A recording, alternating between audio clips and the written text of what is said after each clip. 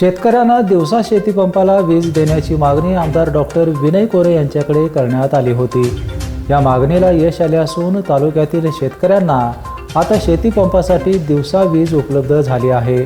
शेतकऱ्यांनी आमदार कोरे यांचे अभिनंदन केले असून तालुक्यातील शेतकऱ्यांना दिलासा मिळाल्याची माहिती जनस्वराज्य पक्षाचे शाहूवाडी तालुका अध्यक्ष ए.वाय. पाटील यांनी दिली आहे। शाहूवाडी तालुक्यातील सर्व शेतकरी वर्गातून शेतीपंपांना दिवसा लाईट मिळावी या मागणीसाठी शाहूवाडी तालुक्यातील सर्व शेतकऱ्यांनी शाहूवाडीचे आमदार डॉक्टर विनय कोरे सावकर साहेब यांच्याकडे वेळोवेळी मागणी केली होती आणि रात्री लाईट असल्यामुळे शेतावर पाणी पाजायला जात असताना सर्पदंश अशा घटना घडत होत्या।